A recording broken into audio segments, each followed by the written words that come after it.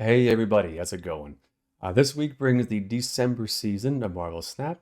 It's the Hellfire Gala. So in honor of that, I've got the headquarter of the Hellfire Club on screen behind me. Straight from the comics, this is the Philadelphia branch, apparently. Yeah, that looks like Philly to me. Okay, so with the new season, of course, comes a new season pass card, Sebastian Shaw. Sebastian Shaw reads, when this card permanently gains power, gain +2 more power wherever this is. So let's break that down. When this card permanently gains power means essentially power from non-ongoing style effects like Blue Marvel or Nidavellir. So cards like, for example, Forge, or locations like Mere Island, anything that adds permanent buffs to specifically Sebastian Shaw, those trigger his effect. The text, wherever this is, means his extra buff triggers if you buff him in your hand or in your deck. So that sort of specifically refers to Nakia or Okoye, those cards that buff your hand or your deck, respectively. So what we have here is a card that accelerates his own growth whenever you buff him, which means you want to play him alongside cards that give permanent buffs. Let's look at the pros and cons of this card. Okay, pros. Number 1, he can be a very large power card on a 3-cost body. It should be easy enough to get him to 7 power, and 10 or even 13 is pretty reasonable to expect. Number 2, okay, that's really it. That's what he is, right? He's a big number for 3 cost. Number 3, I added, you could possibly surprise your opponent. Maybe they'll factor in 1 more buff on turn 6, but you'll be able to buff him twice or something, and he'll have even more power than they even expect, and you can sort of sneakily win a lane that way. This type of growth reminds many people of Werewolf by Night, who came out in November, rather in October. He's another 3-cost card who can grow to exceptional power totals, but when we move on to the cons, we'll see that the differences start to stand out.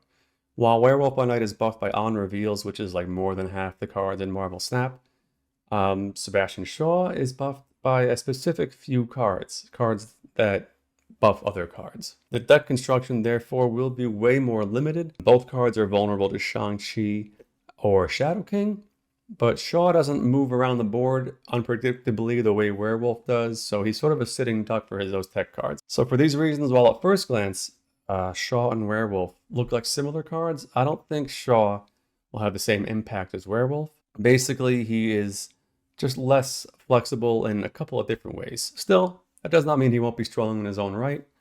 So let's move on to the cards that do synergize with him. So what cards help Sebastian Shaw? I've assembled a list here of the cards that will buff this guy. The first group I call the strong synergy cards, though note, I'm not saying that all of these cards will be strong plays, merely the synergy with Shaw is more direct and useful. The first card everybody probably thinks of with Shaw is Silver Surfer. Shaw costs 3, Surfer gives 3 costs, 2 power. What else do you need to say? Next, the wherever this is tag, again, it links his ability directly with Nakia and with Okoye. 1 buffs your hand, 1 buffs your deck. So 1 hit with either of those cards, then he's already up to 7 power before you even play him. If you've ever tried these cards, they do have some inconsistency. If you have him in your deck, then Nakia won't help. If you have him in your hand and you draw Okoye, it's already too late. So hopefully you'll build a deck where those cards can help other cards in your deck. You're not just focusing so much on Shaw. Nakia is a 3-cost card, so she also synergizes with Surfer as well. So that's something to think about. Nova is not played as much these days, but he's always been a pretty reliable way to buff your whole board. As I note here, he's always a good pair with Killmonger. Killmonger is always a card that's kind of hanging around in meta decks. He costs 3 as well, so you can see the Surfer list already starting to form. Forge has been a great card since he moved to 1 cost, and he just gets extra output when you play him with Shaw. Ironheart rarely sees play, and it might be difficult to guarantee your on reveal hits Shaw, depending on your board state, but she is sort of Snap's basic board buffing card. The weaker synergies includes cards that technically can be used to add power to Shaw, but I don't see them as being particularly useful with Shaw. For example, Elsa will buff him if he completes a location, but I think there's just better ways to utilize both Elsa and Shaw.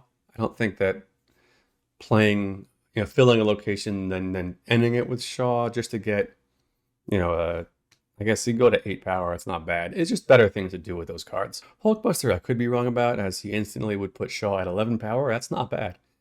But you need to have Shaw alone in a location.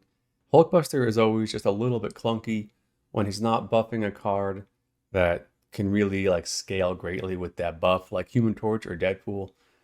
So just a flat, I guess, 7 power buff to Shaw if you have him alone. Does that make your deck? I don't know.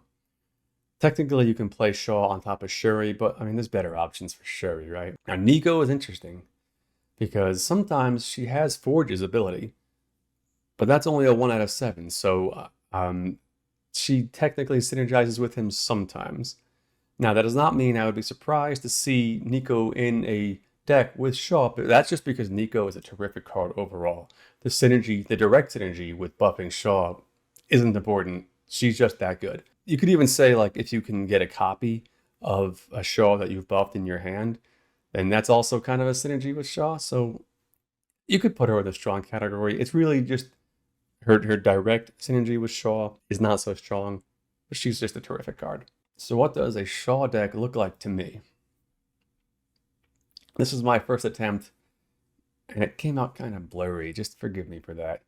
But if you've never played a Surfer archetype before, you're going to recognize a lot of this list. We have Forge, Nova, Okoye, Nakia, and Surfer as buff options for Shaw and for the rest of your deck. All of those cards also work really well with Brood. So Shaw and Brood are probably the 2 cards you're going to want to use to win 2 lanes. Those are like your foundation power cards. Rogue is here because Ms. Marvel and Darkhawk are very popular right now, and she's a 3-cost card, so she can be a really great tech option. Killmonger gets rid of those pesky board-clogging rocks, raptors, any hoods that your opponent sends over, as well as, their opponent 1-cost cards, so he's great. He kills off Nova, that helps. Spider-Man used to see a lot of play, and I haven't seen him much, but he's just a great card, and he's a 3-cost. He disrupts. He can get to like hard to reach places. He's just really good. Sarah Surfer has always been a popular thing, so I have Sarah in here. Cosmo, maybe you could cut. He does protect your Shaw from all those hate cards we discussed. I could see you flexing out some of these cards. Maybe that many buff cards will be too much. Maybe it's overkill. Maybe you want to put Wong in to get like double the buffs from Surfer. That seems far-fetched. I would love to see what kind of decks you guys put together. Let me know in the comments. Tell me what cards that I missed that synergize with Shaw. And just as a disclaimer, this is important. I should have led with this. I'm not a great deck builder, all right? I like building I like trying to build decks myself, but someone's going to do it better. This is just my first effort. And I think that's part of the fun of the game, right?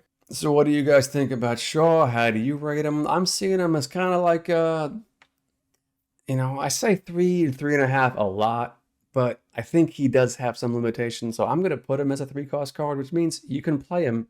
He's definitely strong. He'll help those Surfer lists go vertical, which is something that they sometimes struggle with. I don't think the meta will be warped by Shaw, other than like the first couple of days when everybody's playing with him. Let me know what you guys think. Thank you so much for watching. Remember to like and subscribe. And as always, keep snapping.